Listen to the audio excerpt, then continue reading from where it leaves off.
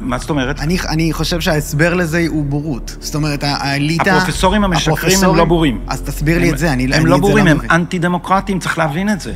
ישבו למעלה אנשים שהם בפירוש יצרני ידע. והם אבל משקרים או בורים? משקרים. זה לא ציבור בסכסוך הישראלי-פלסטיני, זאת מלחמת ישראל-איראן השנייה. היא משתוללת בשבע חזיתות. העיתונות ממשיכה, מכיוון שהיא רוצה לחתור להחזיר אותנו למסלול אוסלו, היא באופן עקבי עושה פריימינג מטעה של כל המלחמה הזאת. הם כבר לא יכולים לסתום לנו את הפה, אז הם מנסים לסתום לעצמם את האוזניים. בדיוק. זה מה שהם עושים. מלחמת חורמה כדי שלא ישמעו את הדעות שלי. או כמו שאמר עמוס שוקן, הדעות של גדי טאוב אינן לגיטימיות ולא צריכות להישמע. הדעות של חצי מהעם, בעיני מול של עיתון, חצי מהעם, הן לא רק לא צריכות להישמע, הן לא לגיטימיות. אתה אומר שיש בעצם אליטות שמעצבות את התודעה בציבור בישראל. טוב. האורח שלי היום הוא דוקטור גדי טאוב. אהלן. גדי הוא סופר, עיתונאי, מנחה התוכנית והפודקאסט שומר הסף. הוא דוקטור להיסטוריה של ארצות הברית, והוא נמנה בין הקולות הבולטים והמשפיעים בשיח הציבורי והפוליטי בישראל. מה שלומך, גדי? ככה אומרים. ככה אומרים, בהחלט. בסדר גמור.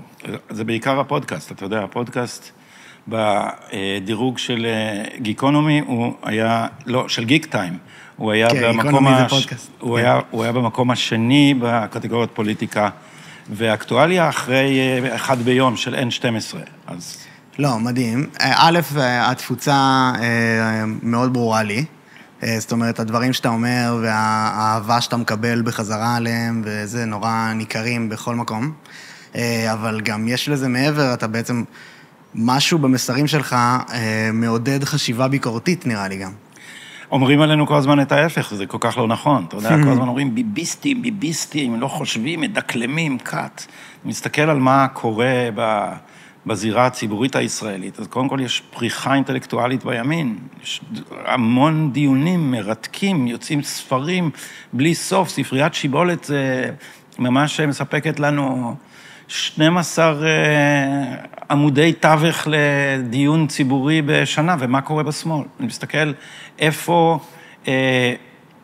הספר ההגותי החשוב שיצא בשמאל בעשור האחרון, או יותר מזה, האחרון שהרשים אותי היה הרצל של שלמה אבינרי, נדמה לי שזה עכשיו 17 שנה.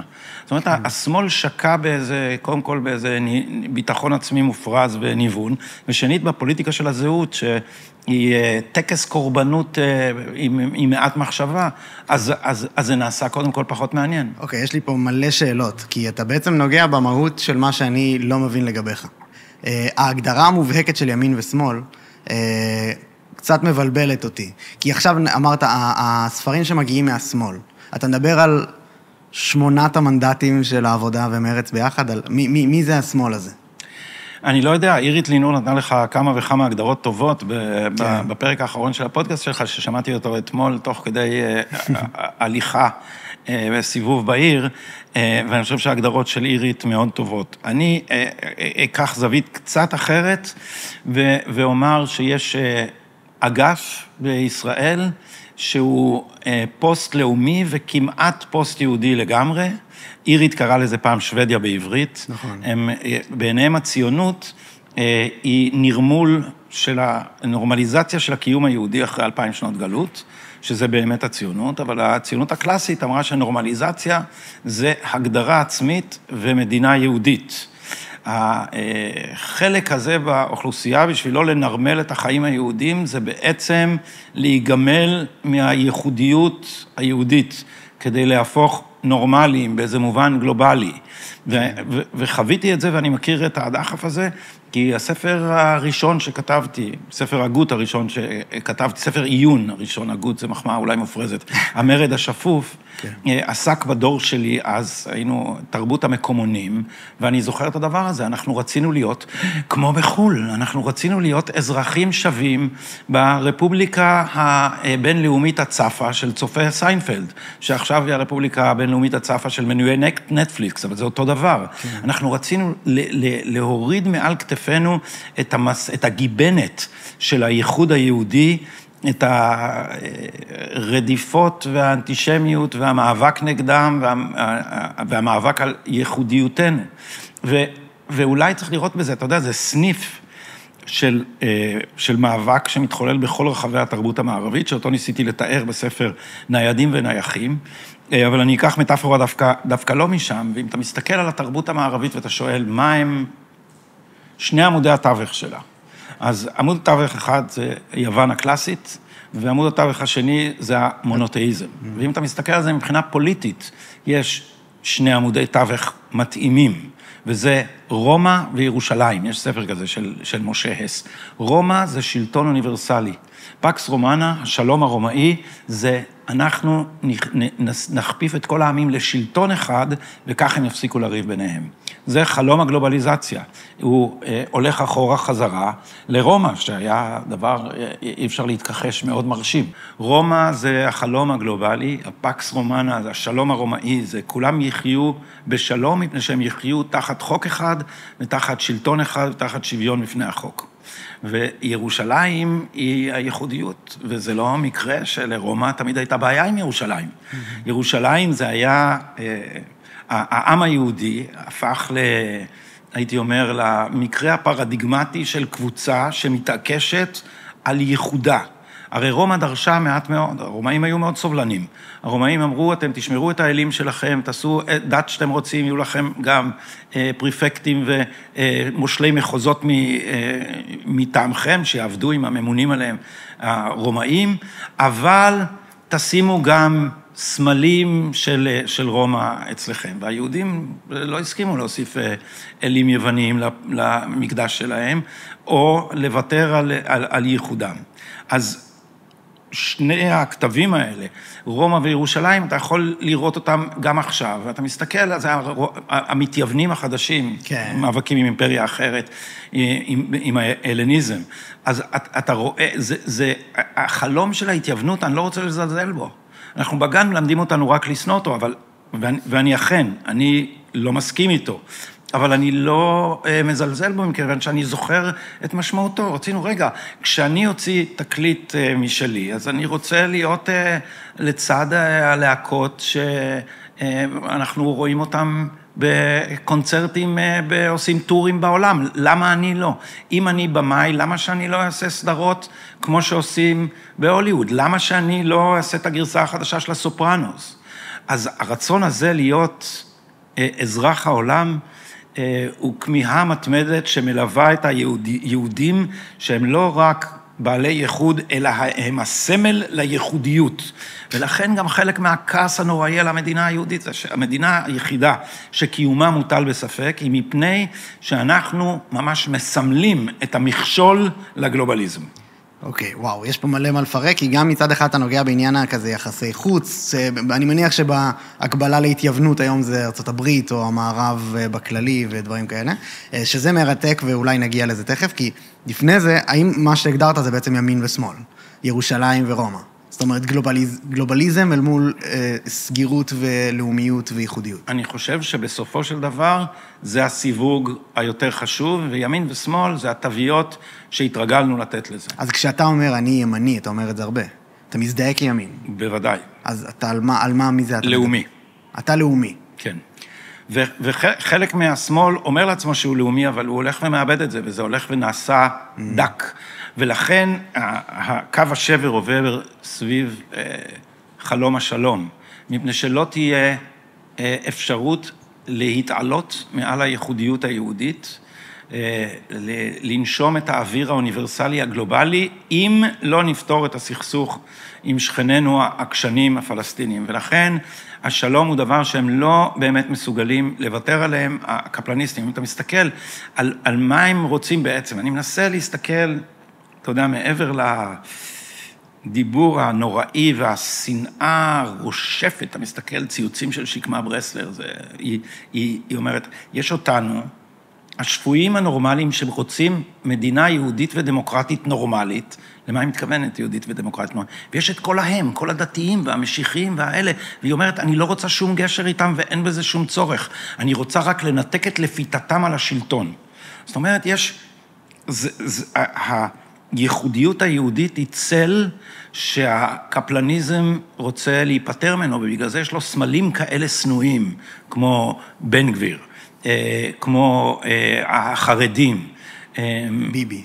כמו ביבי. זאת אומרת, מה משותף לכל הקבוצות האלה שמהם צריך להתרחק? משותף להם שהם עומדים על הייחודיות היהודית. לכן אני אומר, מה שמגדיר אותי בעיניי את הימין, שאנחנו קוראים לו הימין הריבוני, זה שאנחנו לאומיים וגם באמת דמוקרטיים.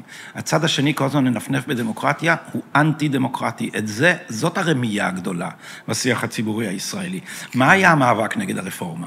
המאבק נגד הרפורמה היה מאבק על המשך המצב הבלתי נורמלי שבו ישראל נשלטת בידי 15 שופטים. אין דבר כזה בשום מקום בעולם. אין בשום מקום בעולם מצב שבו כל הכרעה חשובה יכולה בסוף להגיע לבית המשפט, ובית המשפט יחליט בה.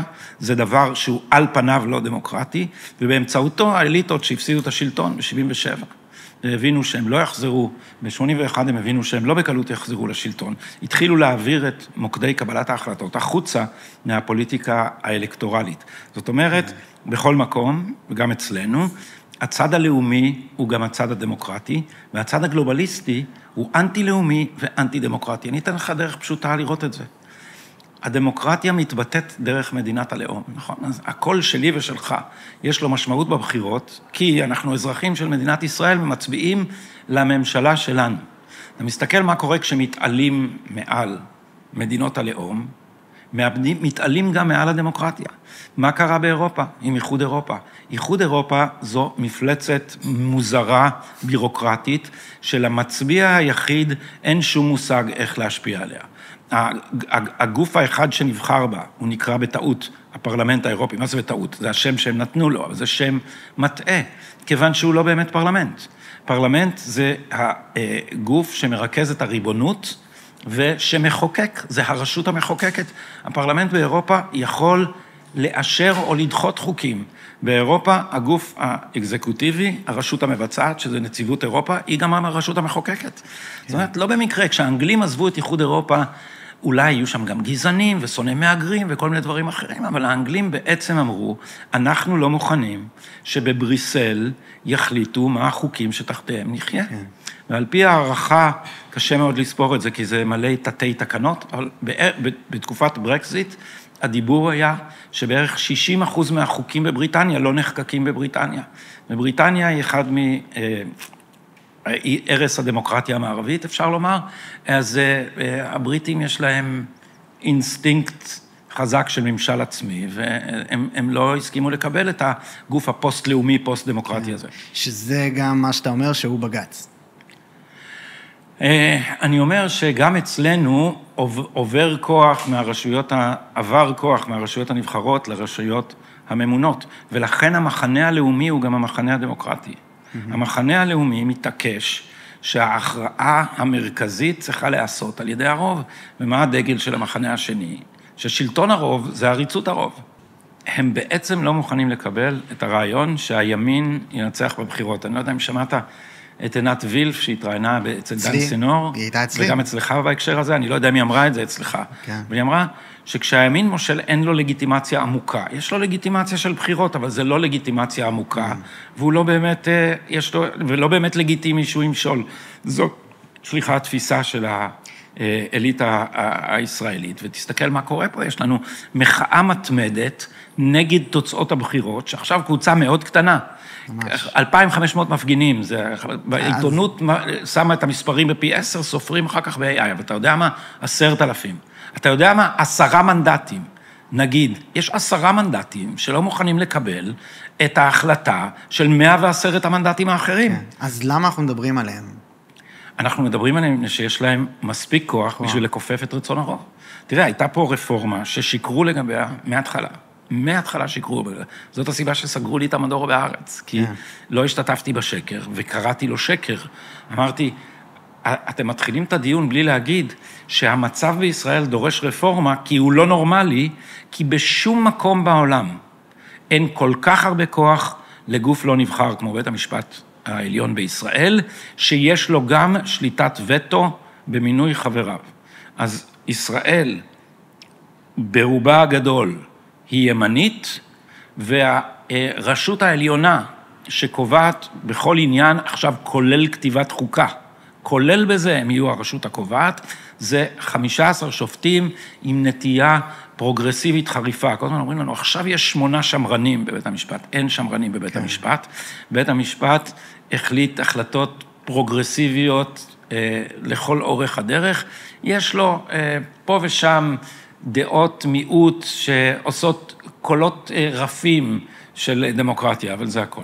אני גם, יש לי התייחסות לעניין עם הרפורמה, שאני לא יודע אם שמעת אי פעם את נוח הררי נותן לזה את הקונטרה. לי הוא הסביר נורא טוב את מה שקמה וחבריה רואים לפחות שהם עושים, אני לא יודע אם הם נשלטים בפועל על ידי איזשהו זדון, אבל לפני שניכנס לזה, כי גם עצמו, אני שמעתי מלא פה בפודקאסט על כל מה שאתה מדבר, אפילו ציון אמיר, עורך דין ציון אמיר, אמר יותר חריף ממך שהפרקליטות ובג"ץ נשלטים על ידי אג'נדה קומוניסטית, שזה שמאל קיצוני אפילו, וכל הדברים האלה ממש מרתק, ואני באמת, לדעתי עוד נגיע אליהם.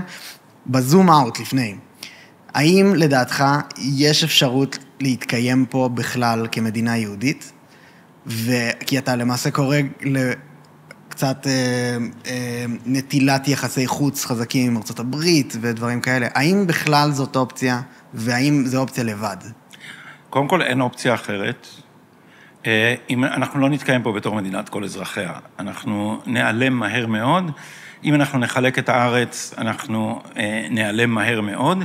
יש לנו יכולת להתקיים פה רק אם נעמוד על ייחודנו, נבין מי קמים עלינו לכלותנו, ולא נתמסר לכשל החיסוני המערבי, שקוראים לו עכשיו פרוגרסיביות, או נערות בעין, כפי שהציע דוקטור רן ברץ, או ווק באנגלית, או מרקסיזם תרבותי, או פוליטיקה של הזהות, או איך שאתה רוצה לקרוא לו. הדבר הגורם למערב להיות כל כך סובלני, להתמכר כל כך לרגשות האשם שלו, שהוא מתרפס בפני מהרסיו. אנחנו מסרבים לדווח לעצמנו מול מה אנחנו עומדים. וזה התפוצץ לנו בפנים ב-7 באוקטובר. אנחנו ממשיכים לשקר לעצמנו, כאשר חלק גדול מאיתנו ממשיכים לומר, שהרשות הפלסטינית היא אחרת ואיתה אפשר לעשות עסקים, או שצריך להחזיר את הרשות הפלסטינית שתמשול בעזה, ואז איתה נוכל לעשות הסכם. אין שום גורם פלסטיני שמוכן להכיר בשום מידה של ריבונות יהודית. אולי אפילו גם אסלאם רדיקלי. כל אסלאם רדיקלי אין איתו שום אפשרות לקיים שום שיח. וכל אלה הם אסלאם רדיקלי. גם כשזה מתחפש ללאומיות פלסטינית לכאורה חילונית, אז אנחנו מסתכלים מה הם עושים. שר הדת של הרשות הפלסטינית, אחרי 7 באוקטובר, הם מנפקים המלצות לאימאמים במסגדים על מה לשאת את הדרשות ביום שישי. שבועיים נדמה לי, כפי שחשפה עמותת רגבים, הם שלחו המלצה לאימאמים במסגדים להזכיר את החדית שבה האבנים והעצים קוראים למוסלמי ואומרים לו, מתחבא מאחורי יהודי, בוא תהרוג אותו. אז אנחנו מדברים פה על תרבות רצחנית, אנחנו נלחמים מול ברברים. זה לא הרעיון שאנחנו מדמיינים מה אנחנו היינו עושים במקומם, ועל פי זה עושים חישוב, הוא רעיון מגוחך. כשאתה מסתכל על האנשים האלה ואתה רואה את חדוות הסדיזם צמא אדם, שבו מתפלשים בעבריהם הקרוטים של ילדים. זה אנשים שאנחנו עומדים מול מפלצת. אגב, מאוד שונה מהנאצים, לא בכוונות, אלא במרקם ובאווירה, הייתי אומר, שברצח הנאצי היה קור בירוקרטי, ואילו כאן יש ממש חדווה סדיסטית, ברברית, אנטי-אנושית, להתפלש בדמם של חפים מפשע, וזה דבר שמטיפים שם בכל בית ספר. זה טעות לחשוב שיש איזה כוחות מתונים, וכמו שחלק אומרים אצלנו ובארצות הברית, שגם התושבים בעזה הם קורבנות של החמאס. החמאס חודר עד לרמת הגן ילדים, ואגב זה לא רק החמאס. כי מאיפה באה התעמולה האנטישמית הקיצונית? מאיזה ספרים מלמדים בבתי הספר ברצועת עזה? מספרים של הרשות הפלסטינית. לא מזמן בספרה של ליטל שמש, כמה שווה יהודי מת, הייתה שורה של דוגמאות מספרי הלימוד האלה. כשמלמדים אותך דקדוק, המשפטים שנותנים לך בתור דוגמה, זה אסור לדמיין שהכובש הוא אנושי.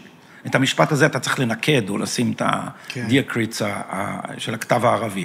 אז הדבר הזה, כשיש לך שאלה בפיזיקה, אומרים לך, שני גברים חסונים נושאים את ארונו של שהיד. איפה נמצא מרכז הכובד וכמה כוח הם צריכים להפעיל כדי לא זוכר מה השאלה הפיזיקה. אבל זה חודר לכל פינה. זה נראה לי שרבים מהמאזינים יסכימו ולפחות יודעים היום, אם לא ידעו לפני, אבל לי זה מאשש את הרעיון שאנחנו פה במיעוט וצריכים יחסי חוץ חזקים. מי זה אנחנו? היהודים היהודים במדינת ישראל. זה ברור. ברור שאנחנו צריכים יחסי חוץ חזקים. אז מה עושים עם המשוואה הזאת? זאת אומרת, אתה קורא הרי להיפרדות, או שלא, תתקן אותי אם אני טועה, מהחלשת היחסים עם ארצות הברית, פחות תלות, דברים כאלה. לא היפרדות. לא היפרדות. אנחנו לא יכולים להרשות לעצמנו להיפרד מארצות הברית, אבל אנחנו צריכים לפתח יתר עצמאות. אנחנו לא יכולים להיות תלויים בהם בחימוש ברמה היומיומית. שנית, אנחנו צריכים לא להתמסר לנחמה הרגשית בהתעלות בארצות הברית, עד כדי כך שנעבר את עצמנו למה שעושה ארצות הברית. חיבוק הדוב שאתה קורא. הממשל הזה, וזה דבר שמאוד קשה לישראלים להקל, והעובדות פשוט לא חודרות את מעטה ה-wishful thinking כאן. אני ראיתי לא מזמן ביומית של הארץ, לארץ יש ניוזלטר שנקרא היומית, ושם אני קורא להם הקטצים. אני פעם הייתי בעיתון נוער, קראו ככה לכתבים מהתיכון, אז שם כותבים אנשים שהם באמת קלולס. אז רבית, איך... מה זה אומר קטצים? קטצים, הכתבים הצעירים, ככה אני הייתי עורך מדור פעם בראש אחד, אז הייתי מנהל את הכתבי תיכון, את התיכוניסטים, רועי ארד היה קטץ אצלי אז היא כתבה שמעולם לא היה ממשל אמריקאי כל כך ידידותי, שזה כמובן מה שהממשל האמריקאי כל הזמן אומר, אבל צריך עיוורון די קיצוני בשביל לא להבין מה הממשל הזה עושה במזרח התיכון, ואנחנו לא מתעניינים, והעיתונות שלנו לא מתעניינת. לממשל האמריקאי הזה, הדמוקרטי הפרוגרסיבי, יש מדיניות מזרח תיכונית, שהיא מסוכנת לנו. המדיניות הזאת אומרת שהבעיה במזרח התיכון היא שבנות בריתה של ארצות הברית מסבכות אותה במלחמות מיותרות. ואת זה צריך למנוע. והדרך למנוע את זה היא להציב את ארצות הברית בעמדה שתראה לאויבי ישראל כבוררות יותר ניטרלית. ועל כן הם מנסים למקם את עצמם איפשהו באמצע בינינו לבין איראן. הם קוראים למדיניות הזאת regional integration, אינטגרציה אזורית, שילוב אזורי, ואתה שואל עיתונאים ישראלים מה זה שילוב אזורי, לא יודעים לומר לך, אתה שואל אותם את מי רוצים לשלב, והתשובה היא רוצים לשלב את איראן. הממשל הזה מהרגע שהוא נכנס, הוא הרפא את הסנקציות, הוא פתח את ברזי הכסף לטהרן, $100 מיליארד זרמו בהקלות בסנקציות, רובן דרך אי אכיפת סנקציות על מחירת נפט לסין. הוא הוציא את החות'ים מרשימת ארגוני הטרור, הוא לקח מידה של סעודיה, הפסיק לספק לסעודיה נשק התקפי במלחמתם נגד החות'ים, הוא עשה אותו דבר לנו. כשמסתכלים פה על הסכם הגבול הימי, שישראל נאנסה לחתום תחת ממשל ביידן, ועכשיו עוזבים ממשלת ימין, שמאל, לפיד, כל הסנאות האלה. מה זה ההסכם הזה? ההסכם הזה הוא ויתור לחיזבאללה תמורת כלום, שארצות הברית כפתה עלינו כדי לאותת לאיראן שהיא לא תיגע בפרוקסי שלה. זה מה שהיא עשתה עם החות'ים, זה מה שהיא עשתה עם חיזבאללה, וזה מה שהיא עושה עם המיליציות השיעיות בסוריה ובמערב עיראק. גם הפעולה הראשונה, אחת הראשונות לפחות, אם אני לא טועה, היא הייתה פירוק הסכם אברהם. לא פירקו את הסכמי אברהם רשמית, עצרו אותם. אבל קודם כל, יצאה הוראה של ממשל ביידן להפסיק לקרוא להם הסכמי אברהם. כן. ואז הרעיון היה לצרף לזה את הפלסטינים, שזה כמובן מעקר את כל העסק, כי אם מצרפים לזה את הפלסטינים, עוד פעם הופכים את זה, מכריחים את מדינות ערב להתכנס מאחורי האינטרס הפלסטיני, הם לא יכולים לצדד בנו נגד הפלסטינים. כן. אז הפלסטינים היו כדור הביליארד שממשל ביידן זרק כדי להפיל את הקואליציה של הסכמי אברהם, כדי לאותת לאיראן שאנחנו לא דוחפים אותה לפינה, אנחנו אמריקה לא דוחפים אותה לפינה. עכשיו, כשמסתכלים על מפת המזרח התיכון כולה, הדבר העקבי היחיד שאפשר לראות פה במדינות ארצות הברית, זה הפייסנות כלפי איראן, ואז התחילה המלחמה. וג'ו ביידן הגיע לכאן. קודם כל הוא נאם את נאום הדונט.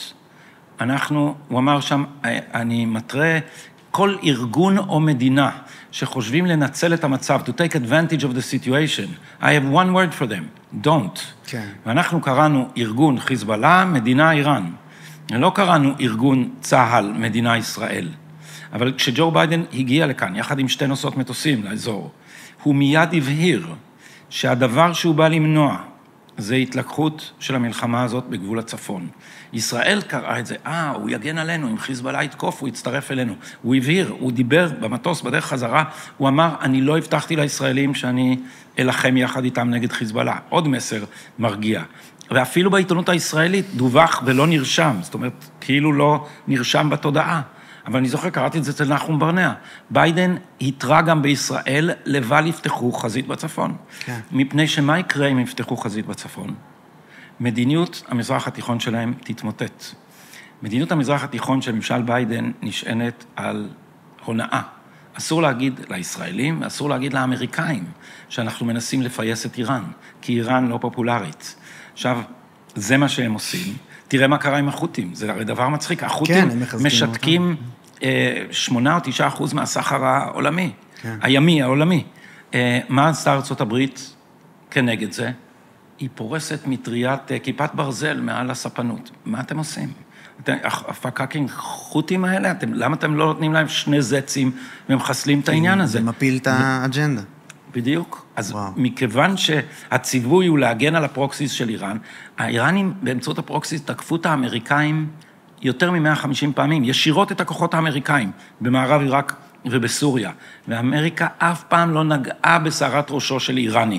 והיא בקושי נגעה בשערת ראשם של הפרוקסיס הערבים שלהם, אבל האיראנים אין להם בעיה להילחם עד הערבי האחרון. הם לא ערבים, וזה לא מה שמעניין אותם. א', איך אתה מסביר את זה? וב', האם אתה באמת מאמין שבמידה ויש איזושהי התחממות בצפון הזה, הם לא נכנסים איתנו? אני חושב שהם יאלצו. והנה, וכאן אתה עולה בדיוק על הבעיה עם מדיניות שהיא מבוססת על בלוף. אם תיפתח מלחמה במלאה בצפון, וישראל תהיה או בסכנה ממשית, או תחטוף מכות קשות מאוד. דעת הקהל האמריקאית לא תסבול שארצות הברית תתייצב לצד איראן במאבק הזה. ואז בעצם יש לה ממשל 2 אופציות. או לוותר על מדיניות הפייסנות כלפי איראן, ולתמוך חד משמעית ופומבית בישראל, או לא לתמוך בישראל ולחשוף את העובדה שמה שהם עשו עד עכשיו במזרח התיכון, היה בעצם לרמוס את האינטרס הישראלי בדרך לחיזוק איראן. אני מזכיר שהסכם הגרעין עם איראן זה הסכם כיסוי לאפשרות של איראן להתגרען, וכל העיתונות הישראלית מלאה בבלוף הזה, שהאיראנים התחילו להאיץ את השערת האורניום בגלל שטראמפ בהצעת ביבי יצא מההסכם. אפשר להסתכל על טבלת השערת האורניום. מתי השערת האורניום קפצה? נובמבר 2020.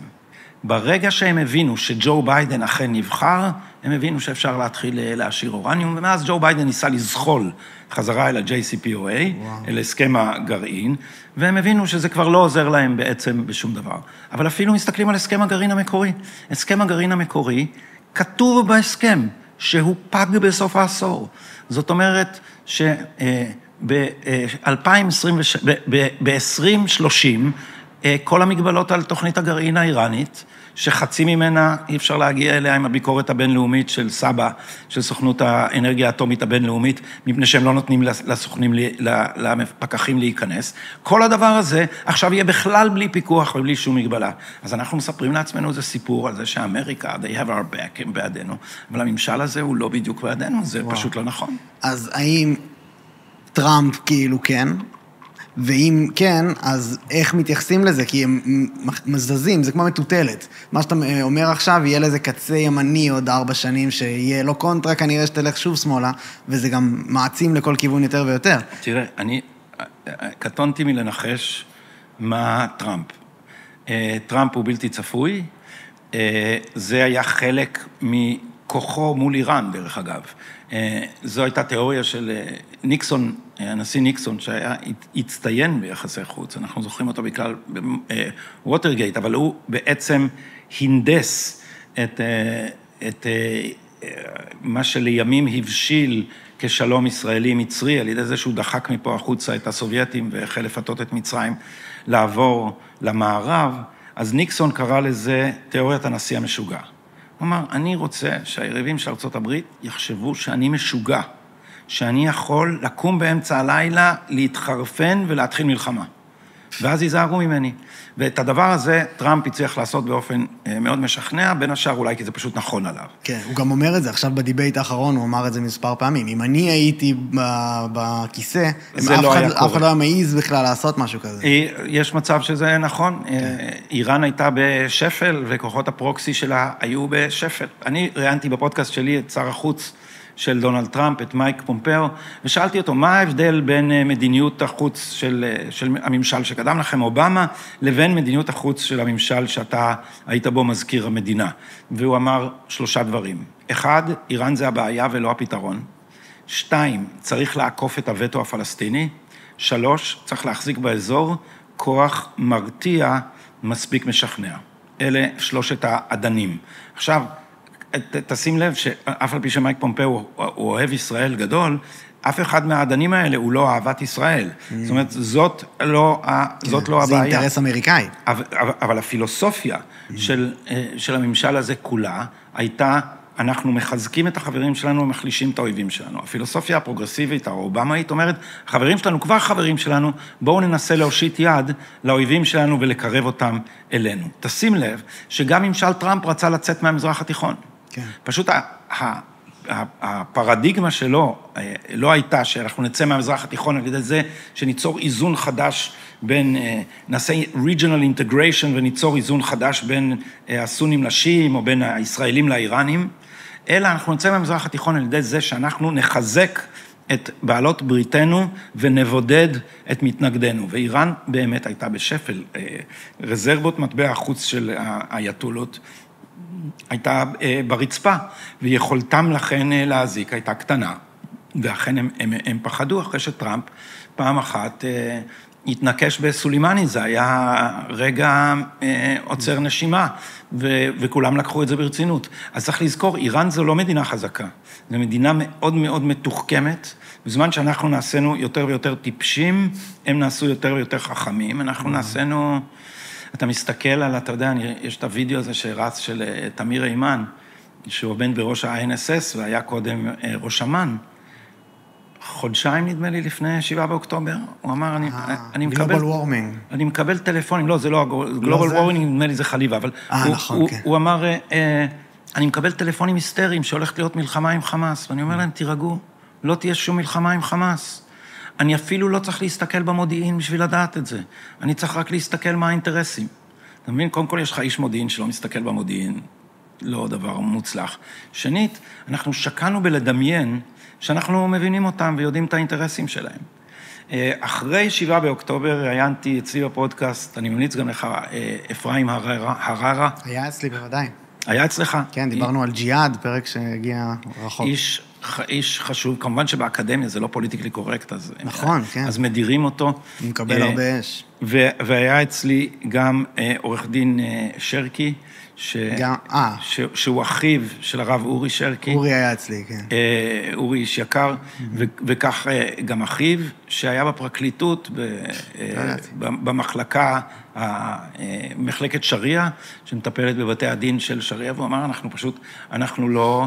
אנחנו לא לומדים שום דבר ולא מבינים שום דבר על מה מניע אותם. יש פה תרבות שלמה שהמוות הוא בעיני הפרס ולא עונש. ולכן מה שנדמה לנו שמרתיע אותם, לא מרתיע אותם. וגם זה אמרו לי, הדבר שמרתיע את אנשים שבעיניהם זאת מצווה דתית עליונה לרצוח יהודים, זה לקחת מהם שטח. כי בגרסת האסלאם שלהם, של האחים המוסלמים, הפטור שאתה יכול לקבל מג'יהאד, הוא אם מהלכי ג'יהאד יובילו לאובדן שטח. זה לא. ולכן, אומרים רבים, ואני הצטרפתי אליהם, ישראל בסוף המלחמה הזאת צריכה לספח לישראל את צפון הרצועה, לקחת שטח. זה עונש שגם הם מבינים, זה דבר שגם הם יבינו כהפסד. זה שמתו להם הרבה אנשים, האנשים האלה עלו לגן עדן מבחינתם, והם בכלל קדושים מתים, שהידים, וזה שהרסו הרבה בניינים, אז יהיה הרבה חברות עכשיו בינלאומיות שישימו הרבה כסף, ויהיה הרבה עבודה כדי לבנות בניינים חדשים. כן, אז גם אתה מתייחס למשהו מרתק, שעלה גם בשיחה שלי עם עינת וילף, על השהידיות היא בעיה שהעולם לא מצליח להתמודד איתה קוגניטיבית, פילוסופית. אי אפשר להתמודד עם אויב שרוצה שתהרוג אותו ומקדש את זה, ואז קשה לראות אותו כאויב. אז זה נקודה אחת שאני אשמח שתתייחס, אבל גם אתה נוגע בעצם בקונספציה כולה, ושאנחנו לא יוצאים ממנה, נכון? זה מה שאתה טוען? כן, אז קודם כל לגבי האסלאם, אני לא מומחה לאסלאם, אני פה עומד על כתפיהם של אחרים, אבל ברור לחלוטין שמה שכן מרתיע אותם זה נטילת שטח. כן. ולכן זה מה שצריך לעשות.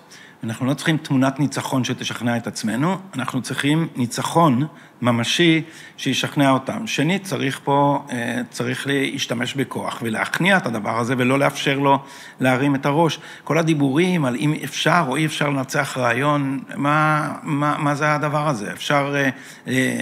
קודם כל אפשר לנצח גם רעיונות, ושנית, אפשר לנצח את כל ביטוייהם בעולם הפוליטי, על ידי זה שלא מאפשרים להם להתבסס, ובשביל לא לאפשר להם להתבסס מוכרחים שליטה גם אזרחית ברצועת עזה ולטווח ארוך. זה לא צריך עכשיו לכבוש, לעקור את כל הזה, ואז להעביר את זה לאיזה גורם פלסטיני. אנחנו צריכים לשלוט במידה כזאת, שאנחנו נשלוט גם במה מלמדים בבתי הספר, ומה אומרים במסגדים.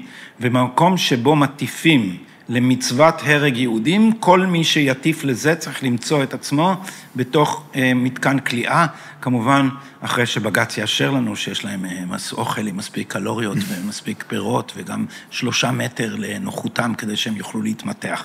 זה אגב לא חל על אסירים ישראלים, למרות שפורמלית זה כן חל עליהם, אבל איזה אסירים? החטופים? התנאים, על החטופים, אוקיי, לא חל שום תנאי, אבל אתה יודע, יש מערכת חוק שיש בה ויתורים מרחיקי לכת כלפי שלומם של אסירים ביטחוניים, אבל לעומת זאת אסירים ישראלים, סתם, אני מכיר, יש לי חברה עורכת דין שיש לה קליינט שנמצא במעצר מתמיד לקראת משפט, ונעשה נכה, מפני שלא נתנו לו טיפול רפואי בשב"ס, ובאיחור, כשהוא כבר התחיל לאבד את היכולת ללכת בלי מקל, עשו לו ניתוח בעמוד השדרה ולא אפשרו לו שיקום. הוא ממש מדרדר, זה אדם שעוד לא הורשע, זה אדם שעומד למשפט. ואתה אומר, זה לישראלים. אז אין סוללת עורכי דין שהולכת לבג"ץ כדי לטעון שיש פה הפרה של זכויות אדם. הסוללות האלה יש רק למחבלים, וזה כשלעצמו אומר הרבה גם על מערכת המשפט הישראלית. בוא נחזור על זה שם ברשותך, כי זה נראה לי דרך הקונספציה אפשר להגיע לזה, כי נראה לי, אתה טוען למעשה, ושוב תתקן אותי אם אני טועה, שהאליטה ששולטת במערכת המשפט ובתקשורת, היא האליטה השמאל נקרא לה, והיא בעצם הקונספציה שאתה מתאר. אלה שחושבים שאפשר לדבר עם אסלאם רדיקלי על שלום, ואלה שחושבים שאפשר לעשות פה דנמרק. כן. אז הם מאוד מאוד מתקשים לוותר על הקונספציה הזאת, וחלקם הגדול חותר לחורבן המפעל הציוני. יש פה המון צביעות. עיתון הארץ, המטרה של עיתון הארץ היא מדינת כל אזרחיה. המטרה של עיתון הארץ היא ביטול המדינה היהודית, הם כל הזמן משקרים לגבי העניין הזה.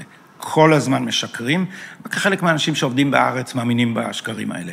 לפני 7 באוקטובר הושק פרויקט על ידי עורך העיתון, אלוף בן, שאמר שהגיע הזמן להוציא את המילה יהודית מיהודית ודמוקרטית. לא היה סימן ברור יותר מזה למה שהארץ מנסה לעשות, כל הזמן.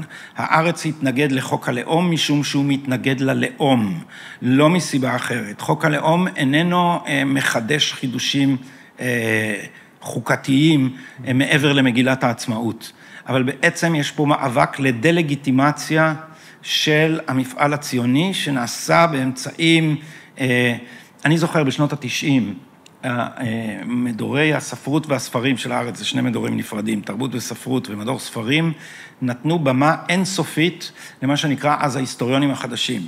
ההיסטוריונים החדשים זו אסכולה שניסתה להסביר לנו שהציונות היא לא לגיטימית, שהיא קולוניאליזם. הם הפכו אותה לאסכולה הדומיננטית. הם כל פעם הכחישו שהם נגד המפעל הציוני, או נגד מדינה יהודית, או נגד מדינה יהודית ודמוקרטית, אבל ההכחשה הזאת היא שקר. הם מחזיקים את גדעון לוי, איש שעוסק בהפצת עלילות דם על חיילי צה"ל. הארץ הוא עיתון מצוטט בלי סוף באתרים של נאצים. אני לא מדבר איתך פה על אתרים של אנשים שאומרים עליהם שהם נאצים. אני מדבר איתך על אתרים של אנשים שאומרים על עצמם שהם נאצים. אז פעם אחת היה בארץ ידיעה שבאיזה אתר כזה נאצי ציטטו משהו שאמר יאיר נתניהו. אז אתר פרספקטיבה בדק כמה פעמים באתרים האלה מצטטים את הארץ, 800 הוא מצא, או 600, אני לא זוכר. זה ממש לחם חוקם. עכשיו שתבין איך זה עובד. בהארץ מוציאים סיפור שנקרא נועל חמור, זה תועד בספר של בן דרור ימיני, תעשיית השקרים. ומתארים שם מקרה שחיילי מג"ב לקחו איזה צעיר פלסטיני, קשרו אותו ברגל לחמור, והדהירו את החמור עד שהגולגולת שלו התנפצה על איזה סלע. וקראו לזה נועל חמור. והארץ כתבו כתבה ענקית וציטטו ואמרו שככה צה"ל מתנהג, יש נוהל כזה. עכשיו התברר שלא רק שלא היה נוהל, לא היה גם מקרה אחד. גם המקרה הזה אני לא רוצה להביך את צופי הפודקאסט שלך. הבחור היה לו עסקים אחרים עם החמור והוא הסתבך. לא נפרט אותם כאן. אין לזה שום קשר לנוהל ולא לצה"ל. כל מסביב, כל מי שניסה לחקור אחר כך ולברר מה קרה שם, נתקל בדבר המביך הזה, כולל מה שאמרו עליו בכפר שלו והמשפחה שלו. האם הארץ אי פעם התנצל? לא. הדבר הזה צוטט בכל העולם. בכל העולם חושבים שצה"ל קושר פלסטינים לחמורים ומדהיר אותם עד שגולגלתה מתנפצת. כן. זה עיתון הארץ וזה מה שהוא עושה. זה השמאל גם אבל? או שזה רק הארץ? זה חלק, תשמע, השמאל, יש בו ספקטרום. יש כאלה שהם ציונים, והציונות שלהם הולכת ונעשית רזה. יש כאלה שהם ציונים לגמרי, אבל מאמינים בשלום, חושבים שאנחנו נסדיר את זה בפה שתי מדינות לשני עמים, זה השמאל הציוני נקרא לזה, יש השמאל הציוני לייט, שזה הקפלניסטים מסוגה של שקמה ברסלר, שבעיניהם יהודית זה כבר רק עברית אולי, זה באמת מה שעירית קרא שוודיה בעברית, כן. ויש הגורמים היותר מתוחכמים, שזה למשל הארץ, או קובי רכטר, שמימן המון דגלים למחאה הזאת, דגלי ישראל, הוא לפני זה הצביע למשותפת. אז זאת אומרת, יש פה גרעין קשה של אנשים, שבאמת חושבים שצריך לגאול את מדינת ישראל מיהדותה. לכן, למשל, הארץ תמך באופן עקבי בזכות השיבה באמצעות איחוד משפחות. וכל פעם שאתה אומר, אתם פה מאפשרים את זכות השיבה, אתם מבינים שינצלו את זה כדי שאנשים מהגדה יקבלו אזרחות אצלנו בהמוניהם. אומרים, אבל הזכות להתחתן ולממש את אהבתך היא זכות אדם. א', אין שום זכות אדם לתת לאויבים להתאזרח במדינה שלך, ומי שרוצה איחוד משפחות יכול לעשות את זה בכיוון ההפוך. אז זה לא מקרה שהארץ יתעקש על דברים כאלה, זה לא מקרה שהארץ מתעקש התעקשות אינסופית על המסתננים. יש פה ניסיון לקעקע את חוק השבות, שבאינסטינקט שלהם, בכל ההבן, נתפס כדבר גזעני. כן. ביניהם הלאומיות היא פשיזם, והיא גזענות, ולכן מדינה יהודית ביסוד זה ביניהם דבר גזעני, ולזה הם קוראים אפרטהייד. בוא נשים את הקצה הזה בסוף, בחוץ. זאת אומרת, יש לך גם את בצלם, ואתה יודע, וכל אלה, שלדעתי אין הרבה מה להתייחס אליהם.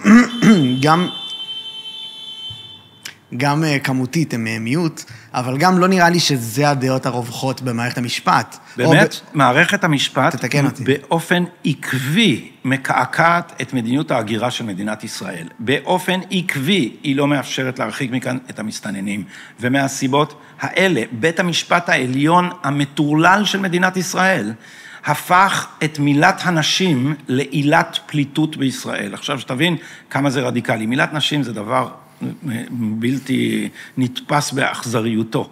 אבל ברוב העולם לא מפרשים את אמנת הפליטים שהיא כוללת הגנה כזאת. מה שיעשו זה יצרו מצב בעצם שכל אישה מתוך בערך 400 מיליון שנתונות בסכנת מילת נשים, אם היא תדרוך בצד הזה של הגבול, בין בהסתננות ובין על ויזת תייר, יכולה לקבל פה זכויות מלאות. עכשיו, אפשר לתת הגנה.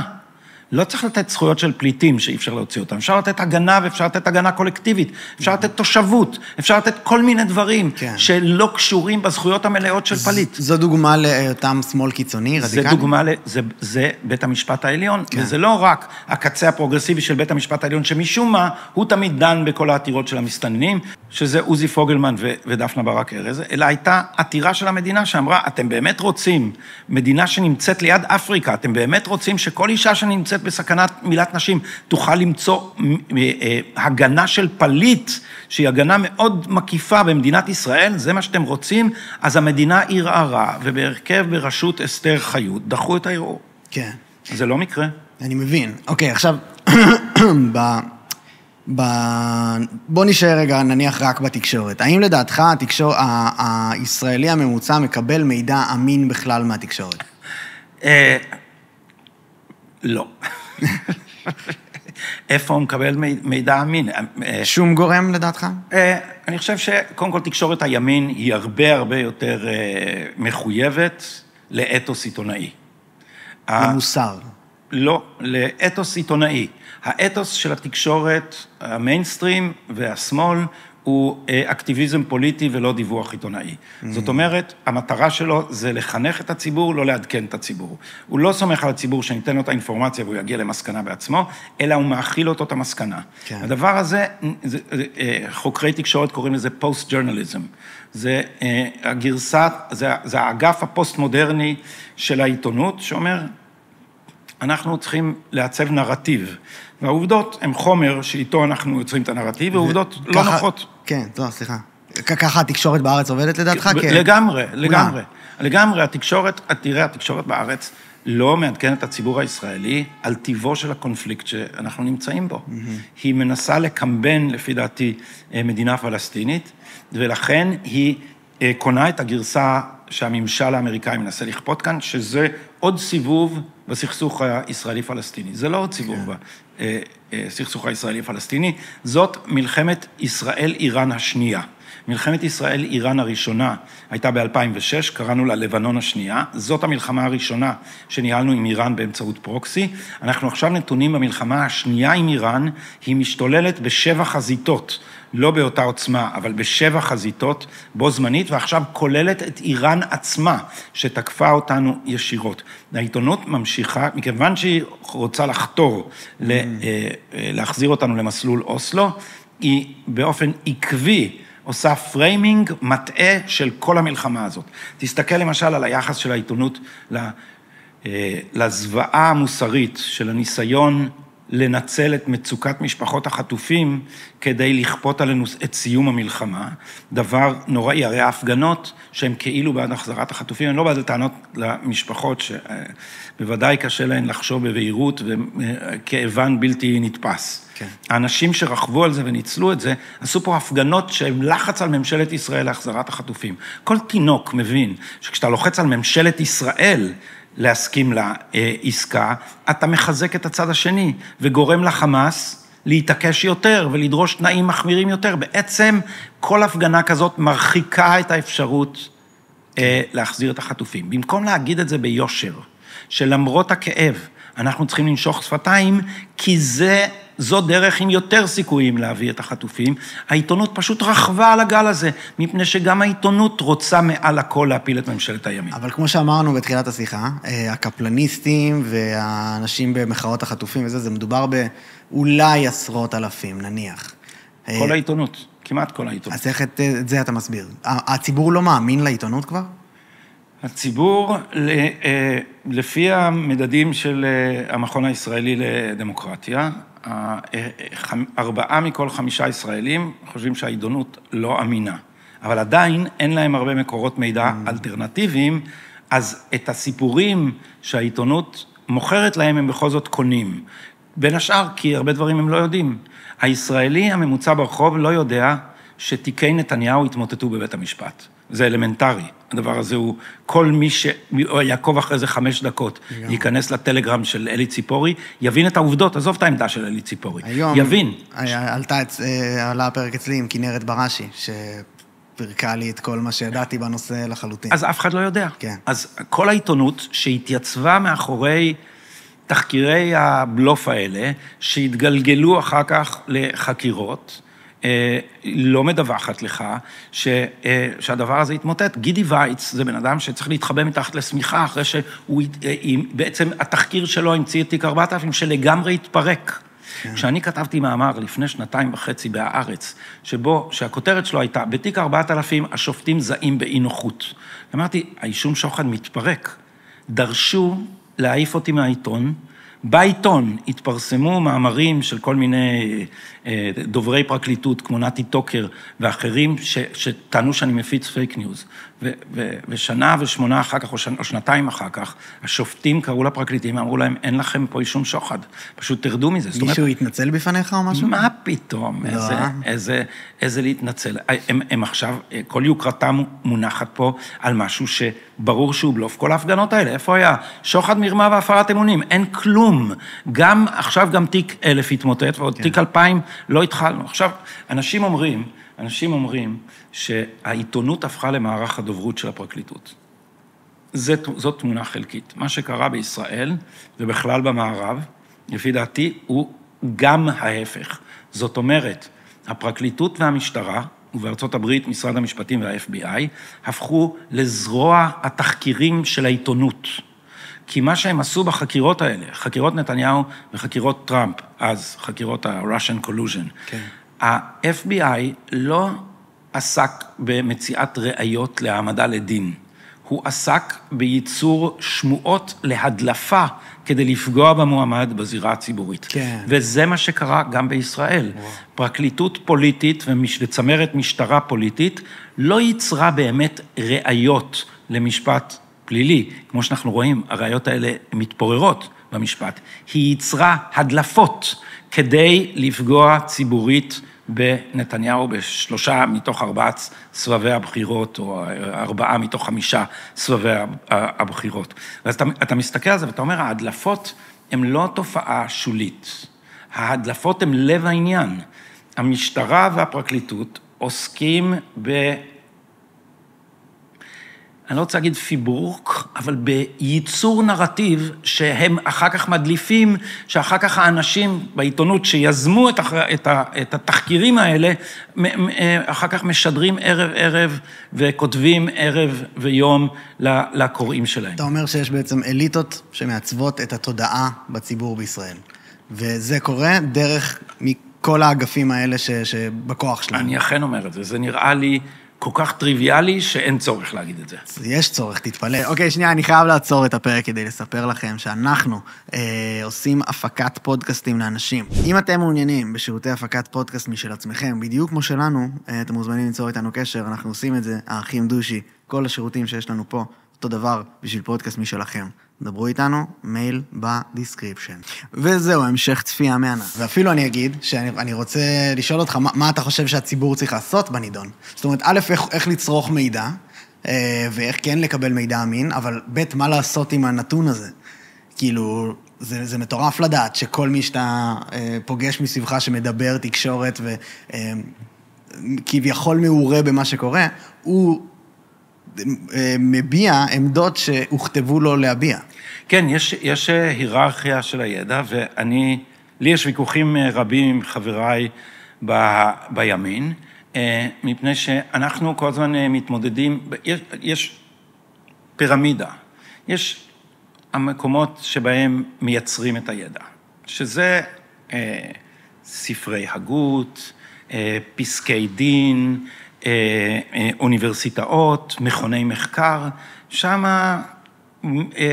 מייצרים מחקרים, וזה היה אמור להיות, או האידאל הקלאסי של זה הוא אידאל חצי מדעי, חקר האמת. מתחת לזה יש את מפיצי הידע. זה אנשים שלוקחים את הידע שיוצר בחלונות הגבוהים, מאבדים אותו לדבר שאפשר יהיה, שהאדם הפשוט יוכל להבין אותו, אורזים אותו לצריכה המונית ומשגרים אותו דרך העיתונים, הטלוויזיה, הרשתות החברתיות, ובסוף נמצאים משתמשי הקצה. ואתה יכול לראות שמה שמנסחים פה, אחר כך אומרים גם בקצה. וזה עכשיו, בזדון? זה בכוונה? במאבק על הרפורמה, אני יכול להראות לך שזה בזדון. אבל תסתכל קודם כל איך זה כאילו עובד ברמה האידיאלית. ברמה האידיאלית, אייזק ניוטון כותב ספר, נקרא העקרונות המתמטיים של פילוסופיית הטבע. זה הספר של המכניקה. הספר השני הכי משפיע אחרי התנ"ך ותרבות המערב אולי, אף אחד לא קרא אותו. אני לא קראתי אותו. אתה קראת אותו? לא. אני לא מכיר מישהו שקרא אותו. קוראים אותו מתי מעט. את הספר הזה יכול לקרוא רק מי שמבין את המתמטיקה, שאז הייתה חדשנית, שזה חשבון אינפיניטיסימלי. אז מעטים יכולים לקרוא את זה, אבל אז אלה שבתוך השכבה שמתחת יודעים לתרגם את מה המשמעות. אומרים, תשמעו, ניוטון הסביר את כל התופעות המכניות הפיזיות. הוא הסביר איך יש גאות, את מסלולי הכוכבים, למה החץ אף ככה ולמה מפל המים יורד. הסביר את כל העולם. ואז יש לך בסוף אלכסנדר פופ המשורר, שכותב שיר שאומר שאלוהים אמר, יהי ניוטון והעולם הוא הר. ואז יש לך עולם שלם שמקבל ביטחון עצום ביכולתה של התבונה לפענח את העולם. עכשיו, הביטחון הזה מגיע עד לאדם המשכיל, האדם הקורא הפשוט יחסית. זאת אומרת, זו שכבה מאוד קטנה בתקופה ההיא, אבל זה, נגיד, מגיע עד הכומר בכנסייה, אם לא עד כל הדת המאמינים. אתה מדבר על התרבות המערבית. על התרבות המערבית. כן. עכשיו, לפי אותו אידיאל צריכה לעבוד גם הפוליטיקה. זאת אומרת, יש אנשים שמנסחים עקרונות, בין בפסקי דין, בין בפילוסופיה פוליטית. נגיד, ג'ון לוק כותב ספר על הזכויות הטבעיות, והדבר הזה מתגלגל ומתרגם וזוכה לגרסאות פופולריות, ונעשה עיקר אמונה של שכבת משכילים שלמה, ושכבת המשכילים הזאת בסוף מייצרת, בסופו של דבר, אנשים שמוכנים לתמוך במהפכה דמוקרטית, כי הם כבר לא מאמינים במבנה הידע הקודם, שבו הכנסייה הקתולית אמרה לך שאלוהים אמר שהמלך מולך בחסד האל, והאפיפיור משך אותו לזה, ולכן יש לו סמכות הזאת. כן. יש פירמידה חדשה של ידע, נכון? יש ידע חדש, הוא מתחיל בפילוסוף, הוא עובר פופולריזציה, והוא מגיע... אז עכשיו תסתכל על המאבק על הרפורמה. יריב לוין מכריז על רפורמה, יש אליטה שלמה שמתגייסת לטובת העניין הזה, למעלה יש פרופסורים שאני אומר לך, בוודאות גמורה שמשקרים. מעצבים את השקר שאומר שזאת תחילתה של דיקטטורה. למשל, הטיעון השקרי שבישראל הבעיה היא שהרשות המבצעת היא חזקה מדי, היא שולטת בכנסת, ועכשיו היא רוצה גם לשלוט בבית המשפט ותהיה רשות אחת. נכון, אמנון אברמוביץ' אמר את זה מיד כשיריב לוין גמר הטיעון היותר חזק, אבל לדעתי הוא של נוח הררי, שאומר פשוט שזה המקום האחרון שבו אנחנו עוצרים את עצמנו מפני התעצמות עתידית של עריצות, הוא בג"ץ. אני לא חושב שהוא משקר בזדון. אני חושב שהוא לא מבין כלום בפוליטיקה. זה יכול מאוד להיות. אבל יש הבדל בין בורות לזדון. כן, יובל נוח הררי הוא לא בעיניי האינטלקטואל החשוב בהקשר הזה. יש פרופסורים למשפטים שעשו את הדברים האלה. יש לו השפעה גדולה. כן.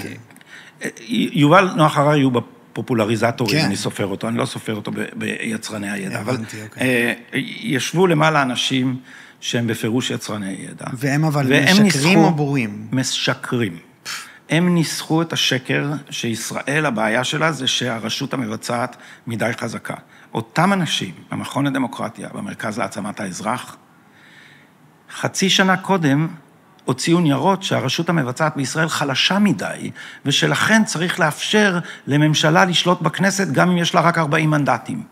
אז אותם אנשים, לכן אני אומר לך בוודאות אני יודע שהם משקרים. משקרים ממש. עכשיו, מאחר שהם פרופסורים ויש להם סמכות, הם נותנים את העיגון לשכבה מתחת, שזה העיתונאים, ועכשיו העיתונאים ידקלמו את זה, ובסוף אתה תפגוש את הקפלניסט האחרון, שיגיד לך שישראל הולכת להיות דיקטטורה משיחית, בגלל הרפורמה של יריב לוין. אין לזה שום שחר, זה לא קשור לשום דיקטטורה. הרפורמה עסקה במעט דמוקרטיזציה, לדעתי היא לא הייתה משפיעה כמעט בכלום. אגב, ההישג הכי גדול של הפודקאסט שלי, אם אנחנו פה פודקאסט אל פודקאסט מדברים, היה שהרפורמה הוצגה בפודקאסט שלי. הוא נתן 10 דקות במסיבת עיתונאים, אבל 1:10 שעה הוא הסביר את זה רק במקום אחד, וזה פרק של שומר סף עם יריב לוין, דבר דבור על אופניו, ענה על כל שאלה והסביר כל פרט מפרטי הרפורמה. אבל אתה רואה איך הטיעונים האלה בסוף, אתה מתווכח עם הקפלניסט הזה, ואתה אומר לו, רגע, אבל אתה יודע שבאנגליה, שהיא בכל זאת דמוקרטיה מאוד ותיקה, בית המשפט לא יכול לפסול חוקים. אז הוא אומר לך, אבל באנגליה יש בית לורדים. כי זה מה שהפרופסורים לימדו אותם לדקלם. לא חשוב שהוא לא יודע שבית הלורדים, גם הוא לא יכול לפסול חוקים. אבל יש לו, אבל באנגליה יש שיטת בחירות אזורית. ממש הטוקינג פוינט לענות על כל דבר, לאנשים האלה בתחתית, שבאמת לא מבינים כלום. אבל האם, אני רק לא רואה את הזדון. מה זאת אומרת? אני חושב שההסבר לזה הוא בורות. זאת אומרת, האליטה... הפרופסורים המשקרים הם לא בורים. אז תסביר לי את זה, הם לא בורים, הם אנטי-דמוקרטיים, צריך להבין את זה. הם אנטי-דמוקרטיים. יש להם אג'נדה להפיל את היהדות במדינה. יש להם אג'נדה להשאיר את השליטה בידי אליטה פרוגרסיבית. זאת האג'נדה שלהם, ואת זה הם רוצים לשמר. ואני התווכחתי עם כמה כאלה, שאני אומר לזכותם, חלק מהם היו מוכנים להיכנס לוויכוח. אז אני שמעתי את הטענות, ואני יכול לצטט לך, פרופסורית אחת למשפטים שדיברתי איתה. היא אמרה לי, תשמע, גדי, אתה הרי אורח החיים שלך ליברלי. מה יהיה אם יהיה פה רוב חרדי? כן. אתה הולך למועדוני לילה, אתה פה, אתה שם, יותר גרוע אפילו. אז אתה רוצה... שעכשיו רבנים ליטאים יאסרו עליך לשלוח את הילדים שלך לבית ספר עם בנים ובנות? אתה לא רוצה את זה, נכון? זה הטיעון. כן, הטיעון הוא, אנחנו צריכים לשמור את הכוח בידי אליטה ליברלית, גם אם יהיה רוב אחר. מה ענית לה? עניתי לה שדמוקרטיה אי אפשר לכפות, ואם יהיה פה רוב חרדי, אני אשאר להיאבק איתו, או אם יכפו פה חוקים שאני לא יכול לחיות איתם, אני אעזוב. אבל אני לא מוכן למשול בו בכוח. אז יש פה אבל משהו שאני חושב שהוא מהותי במאבק שלהם, שהם לא מוכנים להודות בתבוסה של המקסימום יהיה פה רוב חרדי. כן, אבל תשמע, העניין הוא שבאוסול, בסופו של דבר, הרוב, קודם כל הרוב הוא לא חרדי, הרוב הוא מסורתי, ליכוד זה המפלגה הגדולה, וזה החלק הגדול בציבור, וזה ציבור הרבה יותר מתון והרבה יותר סובלני מהאליטה הזאת. נכון. אתה תשים פה את המרב מיכאלים, אתה תיתן להם את הכוח, הם יסגרו לימין את הפה, הם ינהיגו כאן דיקטטורה שמאפשרת למדינה לקחת ילדים ממשפחותיהם, והם יכפו עלינו את האג'נדה הפרוגרסיבית שלהם. הם לא סובלנים. אז כשמישהו בא ושם לי את היד על הכתף, אומר לי, באמת, נו, אתה לא מפחד, אני מפחד מאלה. אני מזכיר לך שבג"ץ נותר זכויות האדם, סגר את ערוץ 7. כן. סגר את ערוץ 7. הסכנה לזכות הביטוי היא לא מימין. הימין הוא פלורליסטי, והוא מוכן לתת לצד השני את זכות הדיבור. עכשיו אני אגיד לך גם משהו על הצד העדתי של כל זה. כי יש פה גם פרנויה אשכנזית, שמונעת בין השאר על ידי חרדה מהמזרחים, בואכה גזענות כלפיהם. כי מאחר שזה קרה לי פעמיים, אני יכול להתייחס לזה כתופעה. שאני הייתי נגד אקטיביזם שיפוטי, גם כשהייתי בשמאל. אני לא רוצה שהאג'נדה שלי תהיה מה שתהיה, אני לא רוצה שיכפו את השופטים. אני רוצה לשכנע בה, אני רוצה שהיא תהיה האג'נדה של הרוב, אני לא רוצה לכפות אותה. וכשהתווכחתי נגד האקטיביזם השיפוטי הגובר בישראל, קרה לי, ולא פעם אחת, השמות השתנו. ולא פעם אחת, כתבתי איזה מאמר, אתה יכול למצוא אותו בשם הזה, המאמר שמו כן אפללו יחליט. הוא היה ב-NRG, שזה האתר היה של מעריב. זה בעקבות מישהו בא אליי בכנס כזה, אחרי שהתווכחנו בלהט על הפודיום, הלוך והשוב, אצלי באוניברסיטה שלנו, במרכז טרומן באוניברסיטה העברית, אז שם לי יד על הכתף, אמר לי, טאוב, ברצינות, מי אתה רוצה שיחליט? אפללו או דורית בייניש? מה פה לא ברור לך? עכשיו, אמרתי לו, אפללו אני רוצה שיחליט. כי את אפללו אני יכול להחליף, הוא נציג שלנו. ודורית בייניש היא זהו, היא שם, ואין מה לעשות נגד זה. אז אני רוצה שאפללו יחליט, אבל שתבין שהשימוש פה בשם מזרחי הוא לא מקרה. כי כשיוסי ורטר כתב בהארץ, בשבחי פרישתו של גדעון סער מהליכוד, הוא כתב, עכשיו יהיה ליכוד אחד נקי, בלי אמסלם ורגב וביטן ואוחנה. עכשיו, חוץ מרגב זה כולם שמות מזרחים, ורגב היא מזרחית, היא הייתה סיבוני קודם. כן. אז הוא לא שם לב, אתה רוצה להגיד לי, הוא לא שמע, שהוא אומר, יהיה פה ליכוד נקי, בלי כל המזרחים האלה. כן. זה בעצם התוכן. אז האליטה הזאת נותרה בה גם התחושה הזאת שהברברים עלינו, והברברים זה הליכודניקים, שהם לגמרי במקרה, גם בחלקם הגדול כן. מזרחי. גם לזה אני קורא בורות, אבל יותר מזה... למה אתה קורא לזה בורות? בורות מתוך נאורות, זאת אומרת, התנסות גזענית שהיא בורות, לא? זה כזה, זה החלק או ש... לא. במובן זה שהם לא יודעים מה הם המזרחים באמת? לא, יש מין התנסות גזענית שהיא מוגדרת כביגטרי. כן, כן, ביגטרי זה לא בדיוק בורות. זה לא בדיוק בורות. זה דעה קדומה כלפי... לא, זה אבל כן, זה דעה קדומה, לא פרסטי, לא... דעה קדומה היא לא מבוססת, אבל אני לא הייתי קורא לזה בורות. יש כאן גם הרבה... יש פה תחושת עליונות שאיבדה את הצדקתה. כמו שאמר אחד מחבריי, אני לא זוכר, אולי זה הייתה עירית, אבל אולי זה היה מישהו אחר, שאמר, האנשים האלה חושבים, האנשים האלה בקפלן, הם חושבים שהשכלה זה גן אשכנזי שעובר בירושה. כן. אז לא צריך לקרוא. זה, אני בסדר, אז ברור להם שאמסלם הוא ברברי, לא משנה שיש לו 2 תארים אקדמיים, ולפיד לא משנה שאין לו תעודת תיכון, הוא משלנו. זה האנשים הנורמליים שבאים מהמקום הנכון, הוא תרבותי. כן. למה הוא תרבותי? כי הוא אשכנזי. אתה כן. יודע, זה בעיניי, זה שאדם כמו יאיר לפיד נהיה ראש הממשלה בישראל, זה עדות לעומק החדירה של הפוסט-מודרניזם לתרבות שלנו. יש פה מסמן ריק, מה שנקרא בבלשנות. יש פה אדם שהוא חיקוי של כלום. כן, אז זה לא הבעיה של כל המערכת... זה בעיה של כל המערכת. כן. זה בעיה של כל המערכת שדבר כזה יתקבל עליה, שיש פה דבר שהוא... יש פה... ליצנים משמרי כיסאות. כן, לא, יש פה בובה, ששורה של מהנדסי תודעה ידברו מפיה, ואתה רואה לאיזה חומרה הדבר הזה מגיע כן. בארצות הברית, כשעכשיו ראינו בדיבייט, פתאום נתקלנו בזה שאין נשיא בארצות הברית לגמרי, בעצם. וואו. יש פה מישהו שגם אתה רואה בדיבייט, אתה רואה שהוא למד פסקאות, כן. כי הוא לא עונה בדיוק לשאלה. גם יותר מזה, אנשים אומרים עכשיו, אתה מונח elder abuse, של לשים אותו בעמדה הזאת, ואני באמת חושב שמה שקורה אולי זה שבעצם יש פה כוחות כל כך חזקים, הוא עכשיו יצא היום או אתמול בהודעה, אני ממשיך בכל הכוח וזה, כן. נראה לי זה כי אנשים דוחפים אותו והם ידחפו אותו למוות. אני לא חושב שזה תלוי בו שהוא מחליט, וזה באמת elder abuse. אני חייב רק לומר בסוגריים, שאני לא נוטה לרחם על ג'ו ביידן יותר מדי, כשמדובר באדם נתעב ומושחת, ובין השאר מדובר באדם שהפך את שם המשפחה שלו לעסק, שהזרים כסף מהמפלגה הקומוניסטית של סין, מברוני אנרגיה מושחתים באוקראינה, והכל דרך הבן הנרקומן שלך.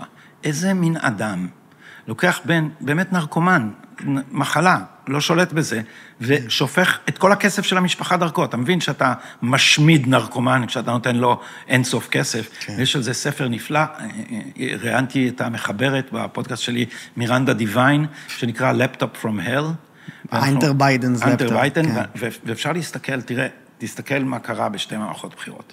הרי האמון בעיתונות היה צריך להתנפץ אחרי 2020, כי הגיע המחשב של אנטר ביידן, ומה שיש שם זה לא יתואר. כן. פשוט לא יתואר, זה מתעד את השחיתות של משפחת ביידן, זה לא בעיות של אנטר, זה מתעד את איך משפחת ביידן זה עסק שמוכר השפעה פוליטית תמורת כסף. כן. דרך זה שהבן הוא ה-carpet bagger שלהם, הוא ה-cash mule שלהם.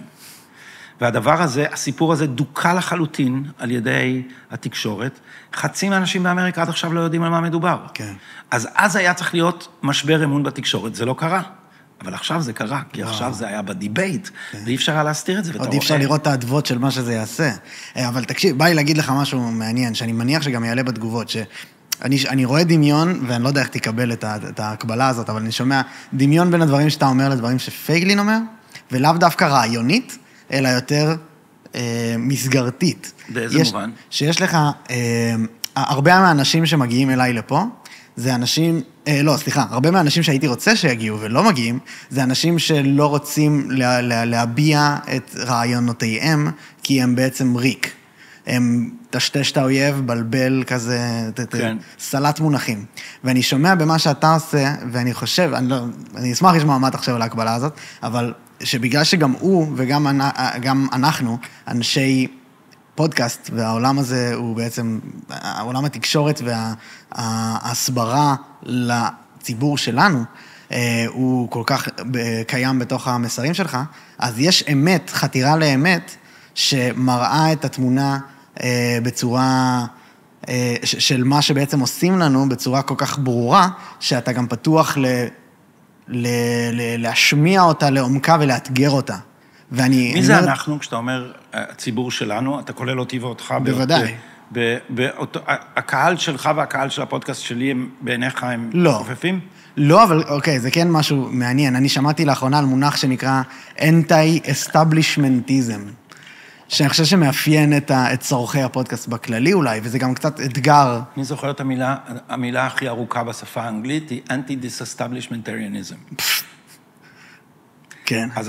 אבל אתה בעצם אומר אנטי-ממסדיות. אנטי-ממסדיות, אבל כרעיונית, שזה משהו להיזהר ממנו. אני מנסה להיזהר ממנו בפודקאסט שלי, כי מגיעים אנשים שקודם כל הממסד הוא לא טוב, בכל התחומים, ואז עכשיו כל כך קל לגשת אליהם. אז תראה, פייגלין הוא אדם ישר בזה שהוא מצהיר על רעיונותיו. אני דמוקרט, ופייגלין איננו דמוקרט. כן. התוכן עצמו, שההבדל גדול. התוכן עצמו לא זה בכלל. זה לא, אני מדבר על האריזה. על האופי? כן. ואני מעריך את זה מאוד, ובגלל זה אפשר לדבר מלא ובלי... כן, אני לא, ההשוואה לא עלתה בדעתי, כי אני חשבתי מונחים של תוכן, ושם המחלוקת היא בכל זאת גדולה, כיוון שגם הלאומיות שלי היא דמוקרטית בבסיסה. זאת אומרת, מדינת הלאום היהודית היא יהודית משום שהיא דמוקרטית. כי לאומיות זה מה שאתה קורא, כשאתה לוקח עם ונותן לו את זכות הבחירה.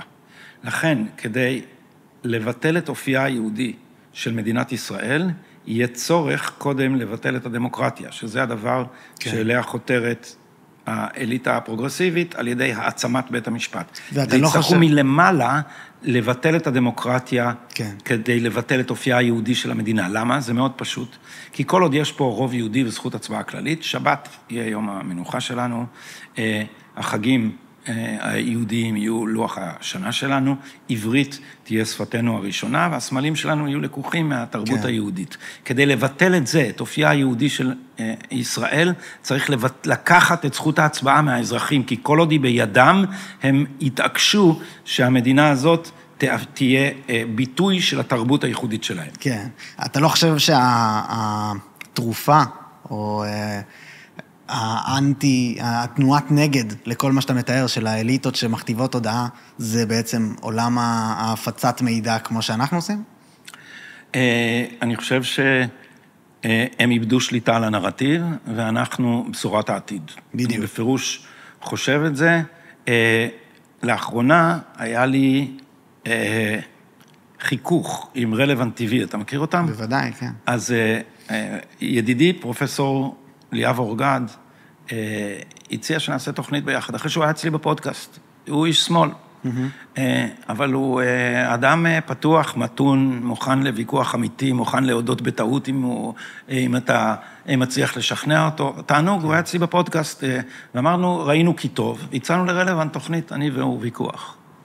דיבייט כאילו. דיבייט, ימין שמאל. וחבר אמר לי, אתה תראה, התוכנית תעלה, ואחרי שהיא תעלה, הם יראו שאתה אפקטיבי, ואז הם יורידו את זה.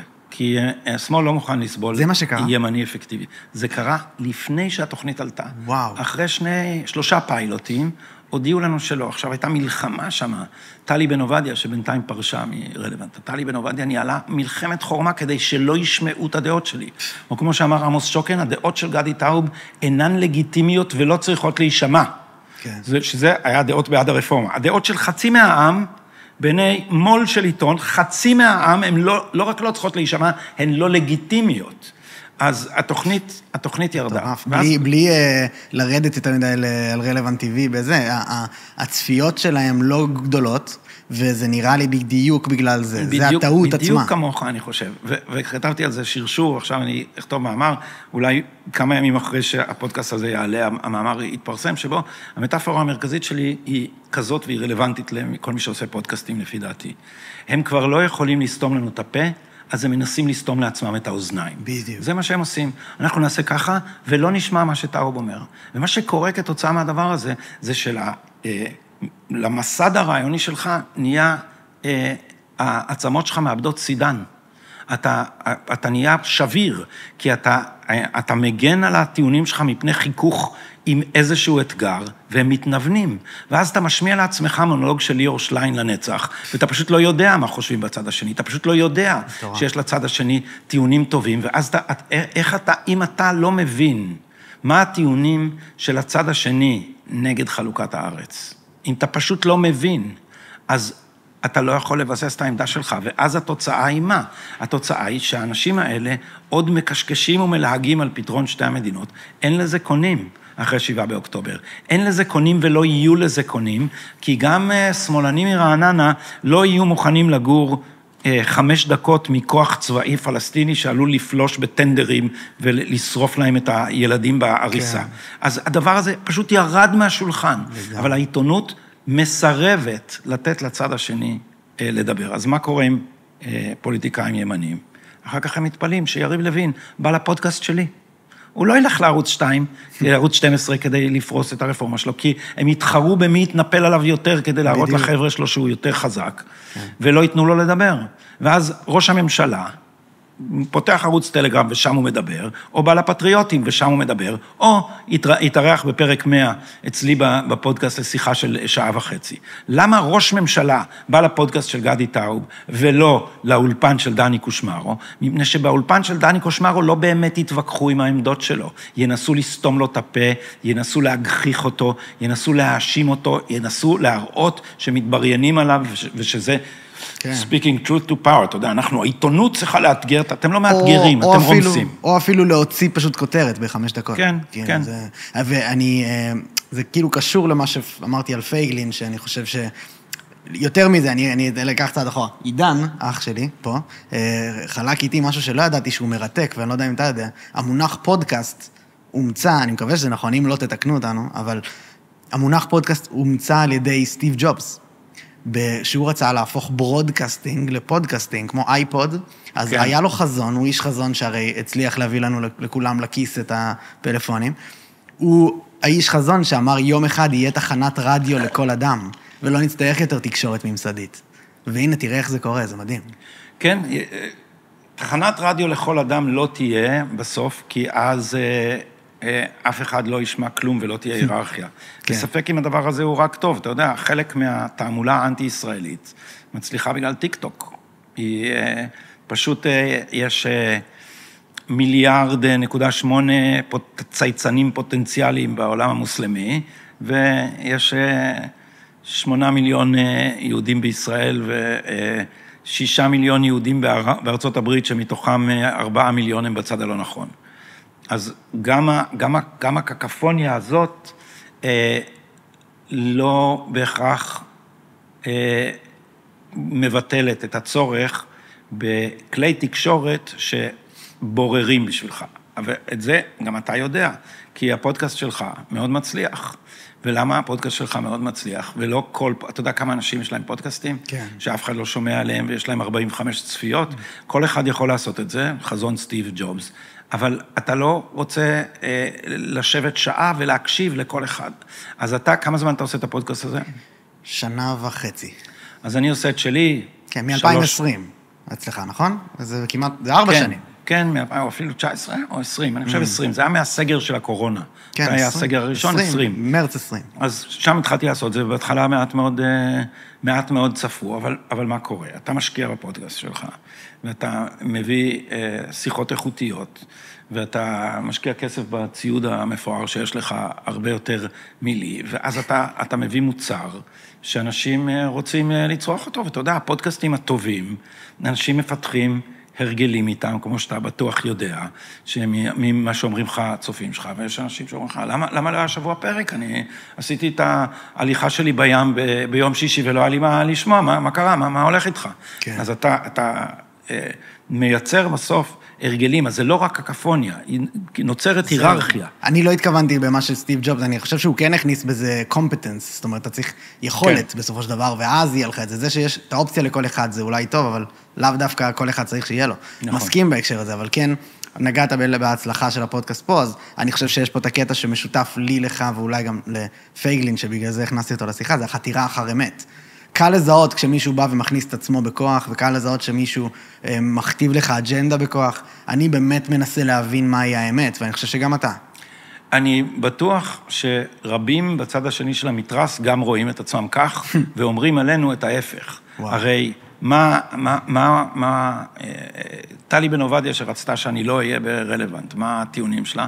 ביביסט, פייק ניוז, קונספירטור, סוכן הונגרי, עוד כל מיני דברים שאומרים, בשביל שלא יהיה צורך להתמודד עם הטענות, אז פוסלים את הדובר, ואז הם לא רואים בנו אנשים שחותרים אחרי האמת. אבל אני חושב שהמניפולציות בצד שלנו,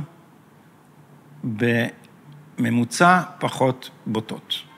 מה שעושים מהנדסי תודעה בשמאל, האנשים שאמרתי לך שמשקרים במודע, משקרים במודע. הדוגמה הפרדיגמטית לזה היא אוסלו.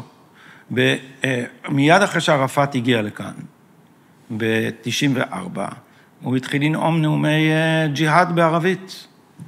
יגאל כרמון, שהוא ראש ממרי, המכון שמתרגם מערבית, היה יועצם של 2 ראשי ממשלות לנושא טרור. בא לנחום ברנע עם הקלטות האלה, עם תרגום. אמר, תשמע מה ערפאת אומר. ונחום ברנע סירב לפרסם את זה. העיתונות כולה התגייסה למנוע מהציבור הישראלי את המידע שהיה עשוי לגרום לו לפנות עורף לתהליך אוסלו.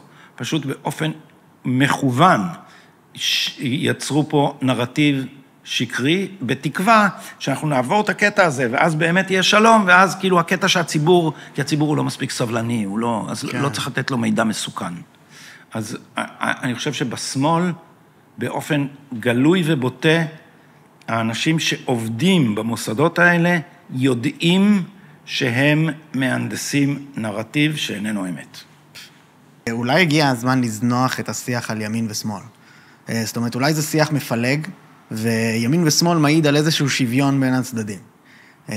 ואני חושב שזה לא המצב בכלל, בטח לא באופן שבו אנחנו מדברים. המילים שבהם אנחנו משתמשים בימין ושמאל זה 110 מנדטים אל מול 10. אז...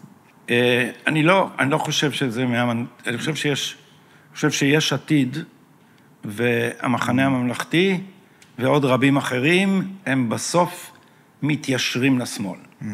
אז אני חושב שיש טעם להמשיך לדבר במונחים האלה, אבל אני מסכים איתך שאנחנו, המחנה הלאומי, אני מעדיף לקרוא לו הלאומי ולא האמוני, כדי שהוא יכלול גם אותי, המחנה הלאומי הוא בכל זאת הרוב, אבל אנחנו כן נאבקים כנגד כוחות שיש להם המון מוקדי כוח חוץ אלקטורליים, וצריך להגדיר לעצמנו, מהם הכוחות האלה ואיך הם פועלים.